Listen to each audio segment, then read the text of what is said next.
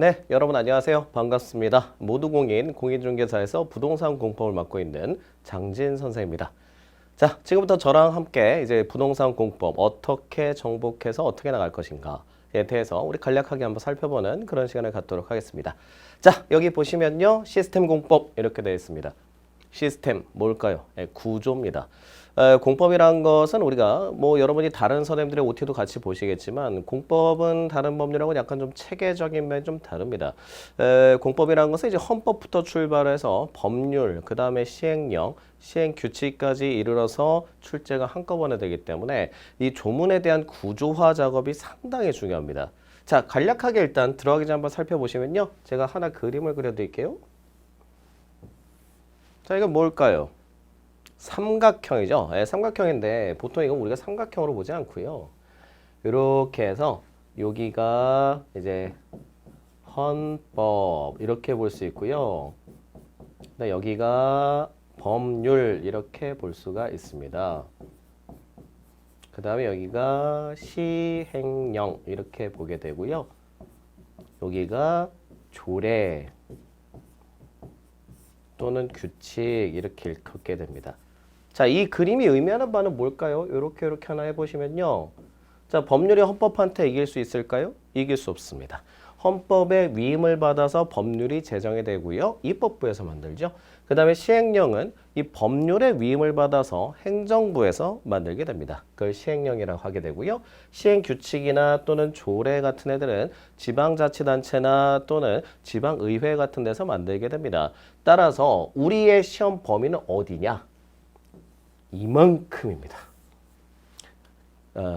시작부터 굉장히 우울한 말씀을 자꾸 드리고 있는데 그런데 우리가 해야 될 게 뭐냐? 얘가 부동산 공법의 법률이고요. 거의 이 부분에서 출제가 되고요. 시행령하고 플러스 되는 부분을 가끔 출제를 하고요. 다행인 거는 얘는 고려하지 않습니다. 제가 이 그림을 왜 그려드렸게요? 얘 안 나와요. 왜냐면 우리 헌법 시험이 아니기 때문에. 그럼 우리 뭐만 하면 돼요? 법률과 시행령만 정확하게 결합한 걸 찾아내면 부동산 공법에서 우리가 원하는 소기의 성과를 달성할 수 있다는 얘기입니다. 자, 이 그림을 하나 기억해 두시고요. 자, 부동산 공법. 그러니까 제가 이 그림을 그려드린 건 뭐냐면 처음부터 너무 겁먹지 마시라는 거예요. 그래서 부동산 공법 과락률 보시죠. 이 과락률이 무엇인가? 이 과락률은 뭐냐면요.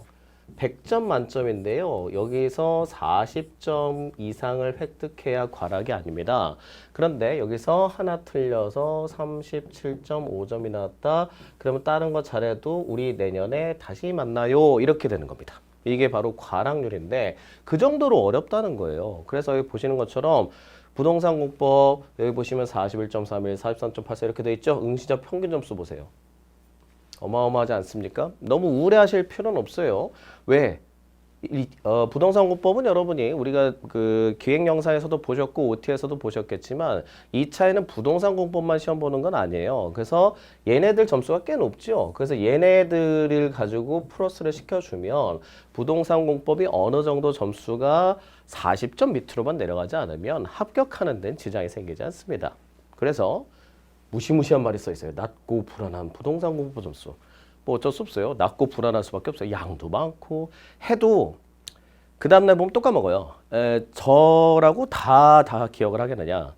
법이 바뀌면 저도 그냥 브르륵 합니다. 막 열받아가지고 또 바꿨어. 막 그러면서 왜 또 이걸 바꾸지? 뭐 그냥 써도 되는 거를. 근데 가만 보면은 날짜 몇 개 바꿔놓고 단어 몇 개 바꿔놓고 뭐 이런 경우도 있어요.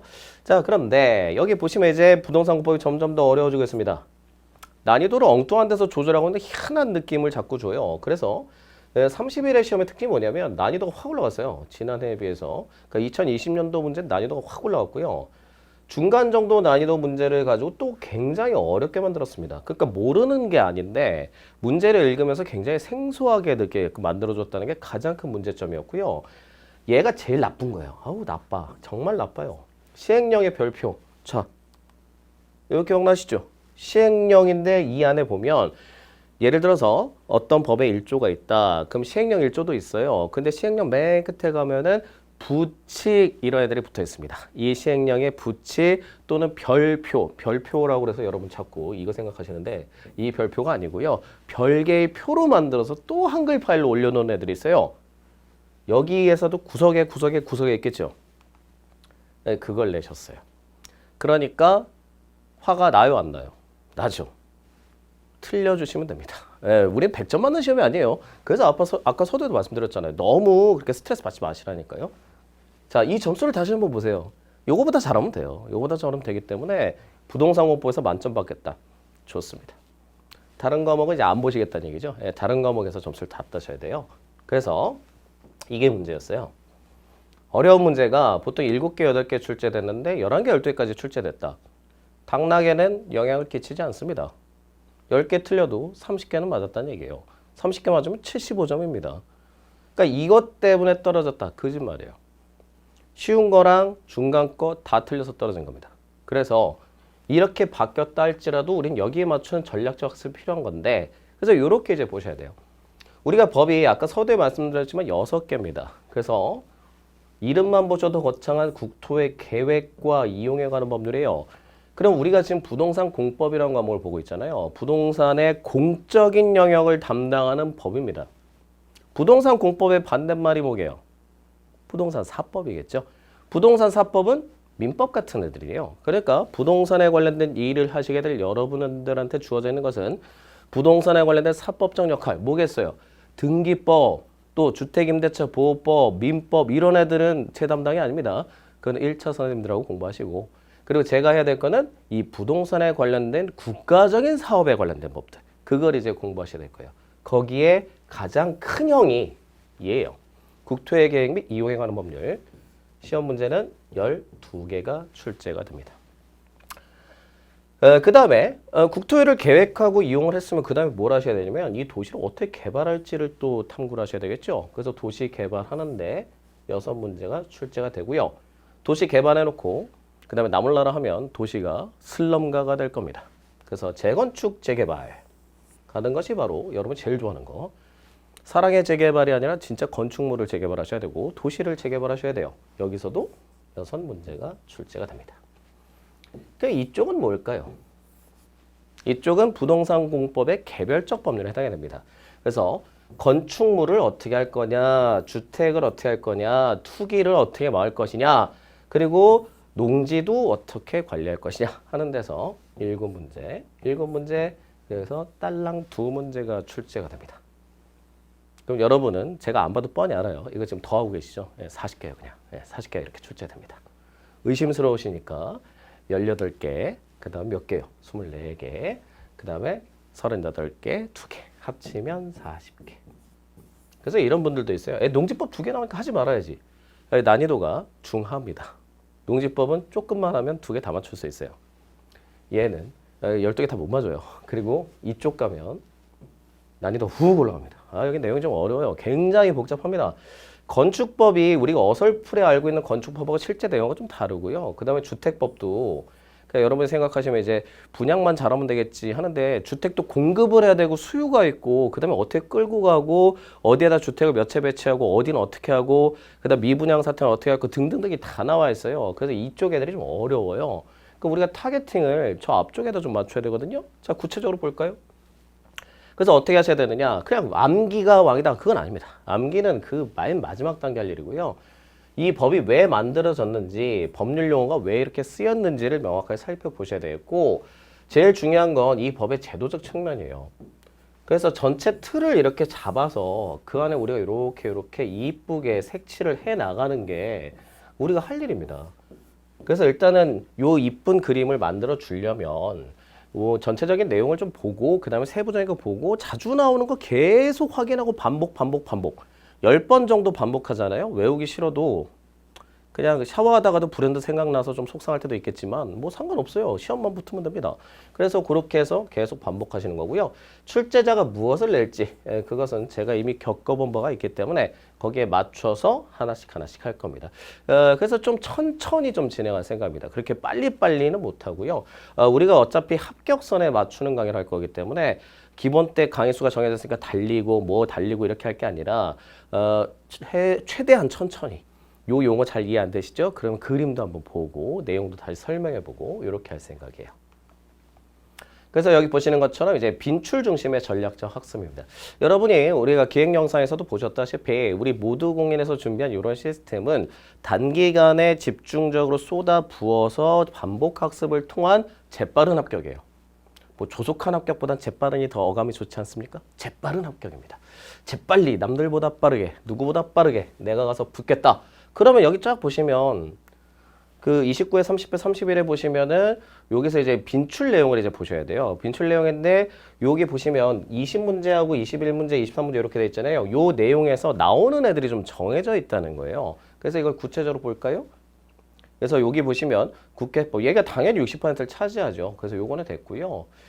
그래서 이 다음에 보셔야 될 거는 대표적인 샘플을 좀 보셔야 됩니다. 그래서 이제 공부에도 맞추기 어려운 내용은 버려서 학습량을 줄여야 되지 않겠냐라는 거죠. 이건 되게 기본적인 내용이에요. 그러니까 지금 광역도시계획이란 걸 우리가 나중에 이제 공부를 하실 텐데 이 광역도시계획이란 거는 그 국토의 계획 및 이용에 관한 법률에서 가장 앞에 나오는 총칙적인 내용입니다. 그러니까 전반적인 도시에 대해서 계획을 어떻게 세울 것이냐 하는 거예요. 그래서 1, 2, 3, 4, 5 쭉 보시면은 누가 할 수 있느냐, 수립 기준은 누가 정하느냐, 공청회는 이렇게 구분할 수 있느냐, 그리고 국토교통부 장관이 직접 그 내용을 공고하고 열람하게 하느냐. 뭔가 되게 찜찜한 걸 지울 수가 없어요. 국토교통부 장관 아저씨 안 그래도 바빠 죽겠는데 광역도시계획 수립하시는 건 좋은데 와가지고 직접 공고하시고 일반인들한테 다 알려주는 게 맞을까? 이렇게 대충 하시면 안 되고요. 이거는 조문을 가지고 확인하셔야 돼요. 그 다음에 또 여기 보시면 협의가 안 되면은 니네 하지 마! 라고 할 거냐? 아니면 국토교통부 장관한테 아저씨한테 가가지고 아저씨 우리 이거 조정 좀 해주면 안 돼요? 라고 신청을 할 것이냐? 이런 것들은 굉장히 기본적인 내용입니다. 그렇죠? 근데 얘는요. 이걸 누가 알아요? 이걸 시험에 대면. 이거 보세요. 이걸 보시면 국토의 계획 및 이용에 관한 법령상 기반 시설을 유발하는 시설에서 또 제외되는 건축물에 해당하지 않는 것은 출제자가 진짜 나쁜 사람이에요. 이게 온지 X인지 일단 해석하는데 한나절입니다. 도대체 이게 뭔 말일까요? 기반 시설을 유발하는 시설에서 빠지는 건축물이 또 아닌 애를 고르세요. 이거는 뒤지면 시행령 별표에서 나옵니다.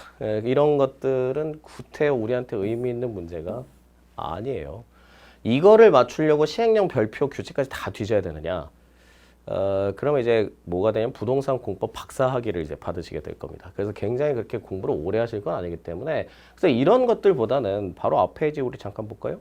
이런 것들처럼 좀 정확하게 해서 가장 기본적으로 맞춰야 될 거. 우리는 문제에 대해서 난이도에 따라서 점수 비중이 달라지지 않습니다. 따라서 그렇기 때문에 문제를 그냥 맞추면 O고 틀리면 X예요. 그래서 어려운 걸 맞췄다고 상 주는 게 아니고 쉬운 걸 틀렸을 때 혼나야 되는 법입니다. 그래서 우리는 최대한 방어적으로 부동산 공법에서 점수를 딸 때는 이런 애들 안 틀리게 하고 이런 애들은 그냥 보자마자 제끼고 이렇게 하는 것도 이제 훈련이 좀 필요합니다. 그래서 이런 것들 생각을 좀 해 두셔야 되겠고요. 그래서 우리가 보시는 것처럼 스마트 3단계 커리큘럼 이렇게 나와 있죠. 그래서 스텝 1, 2, 3 이건 제가 기획 영상에서도 이미 설명드린 바가 있기 때문에 뭐 자세하게 설명드리진 않겠어요. 그래서 일단은 나는 법알못입니다. 법을 몰라요. 그러면 기초 용어 정리부터 하기를 원합니다. 그래서 여기는 이제 초시 또는 나 법 몰라요. 법은 물음표 이런 분들은 요거 필수로 하시고 만약에 재시생분들이나 이런 분들한테는 그지 뭐 필요가 없을 수도 있습니다. 하지만 얘는 진짜 필수죠. 얘는 우리의 액기스입니다. 핵기총. 핵심 기출 총정리 이거 굉장히 중요해요. 그래서 핵심 보시고 기출 확인하고 그거 정리하고 그 다음에 여기 스텝 3 파이널인데 이거는 이제 시험 직전에 보시는 거예요. 이 답치기 특강은 뭐냐면 정지문 특강 또는 OX 특강 정도 됩니다. 그럼 어떤 거냐? 여기서 중요한 것들을 뽑아다가 우리가 OX 형태로 그래서 외워야 될 지문들 선별해서 그걸 공부하는 특강이 되겠고요.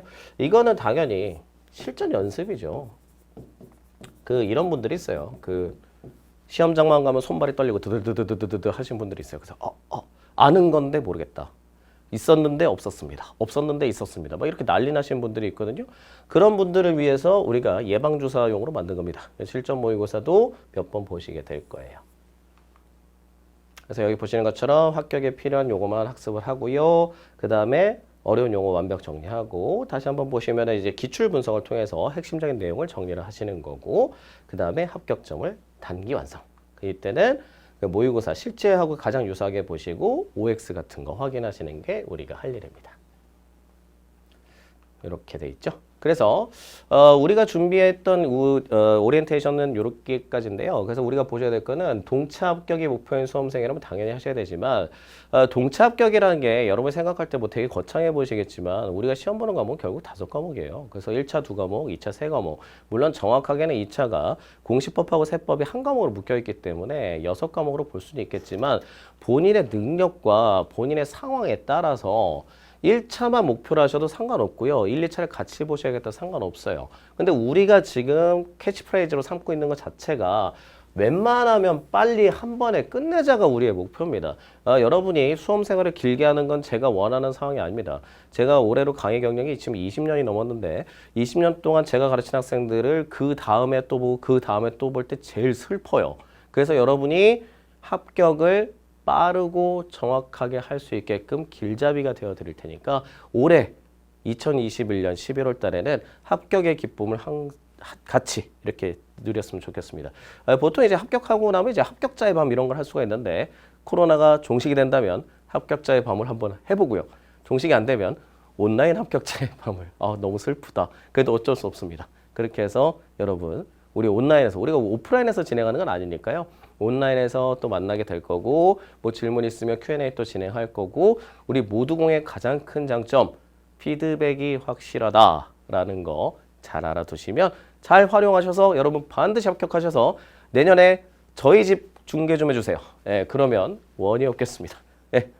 OT 봐주셔서 대단히 감사하고요. 우리 용어 강의 때 다시 밝은 모습으로 다시 뵙도록 하겠습니다. 네, 고맙습니다.